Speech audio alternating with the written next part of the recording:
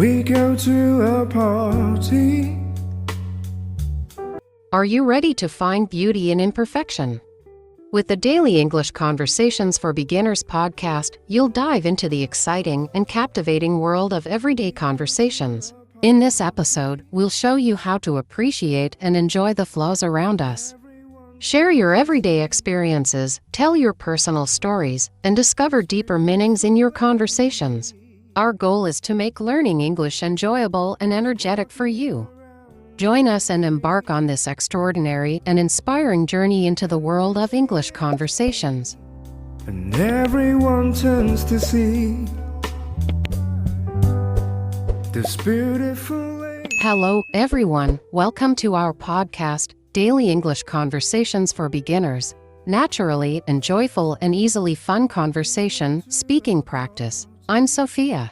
And I'm Mason. We're excited to be here with you today, along with our friends Emily and June. Hi, guys. Hi, Sophia and Mason. Hi, everyone. I'm looking forward to our chat today. Hello, everyone. Today, we'll be talking about a beautiful concept, finding beauty in imperfection. That's right, June. It's an important idea, especially for beginners learning English. Understanding that it's okay to make mistakes and that imperfections can be beautiful helps us stay motivated and enjoy the learning process. Exactly, Sophia. Finding beauty in imperfection is a concept that comes from the Japanese philosophy of wabi-sabi.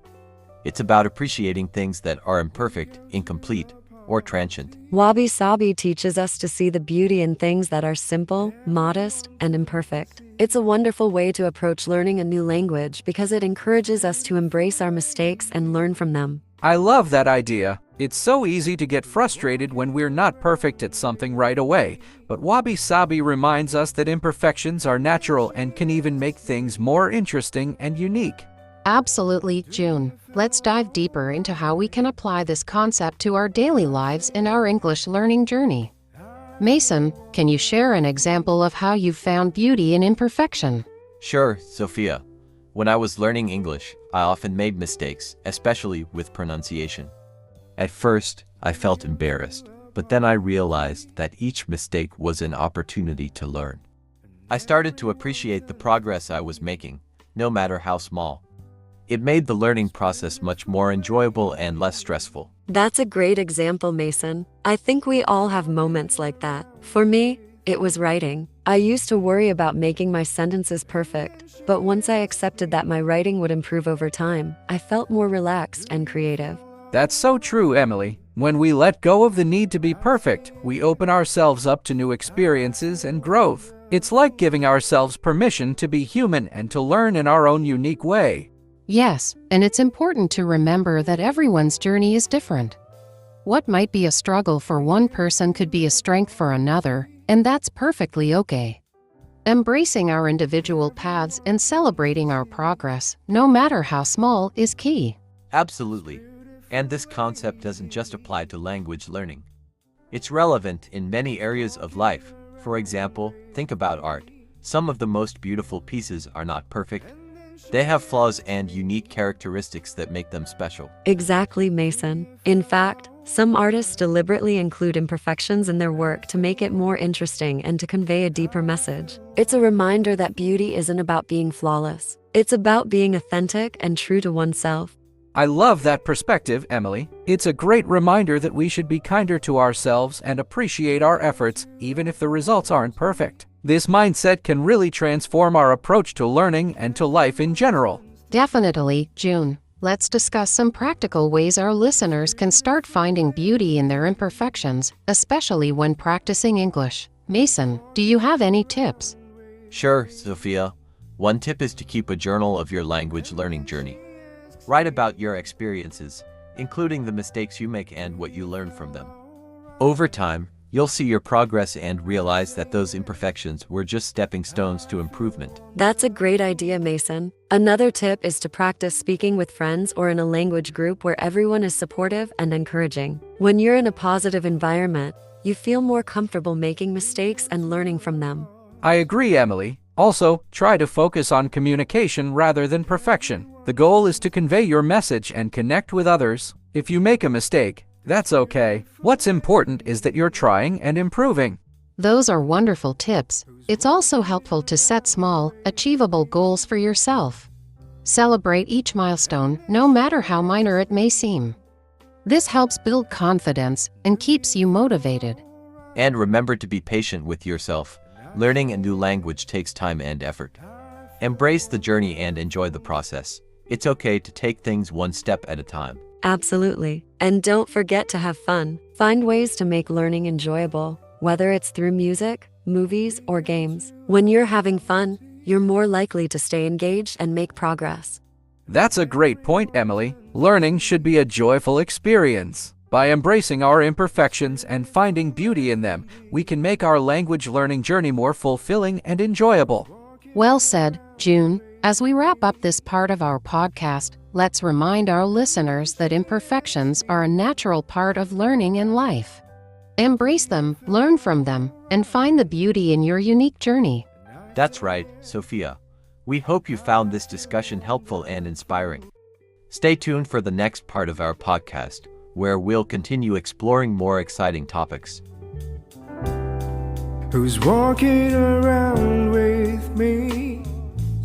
Now, we touched on this a bit in the first part, but now we'll dive deeper into practical ways to embrace this concept every day. Let's start with some reflective exercises that can help us see the beauty in our imperfections. Good idea, Sophia. One exercise that I find helpful is to start each day by writing down 3 things you're grateful for. These can be simple things like having a nice breakfast or a good conversation with a friend. Focusing on gratitude helps us appreciate the good in our lives, even when things aren't perfect. That's a great tip, Mason. Another exercise is to reflect on your daily experiences and think about what you learned from them. For example, if you made a mistake at work or in a conversation, write about what you learned and how it helped you grow. This helps you see mistakes as opportunities for learning rather than failures. I love that idea, Emily. It's important to remember that every experience, good or bad, teaches us something valuable. By reflecting on these experiences, we can appreciate the beauty in our journey and see how far we've come.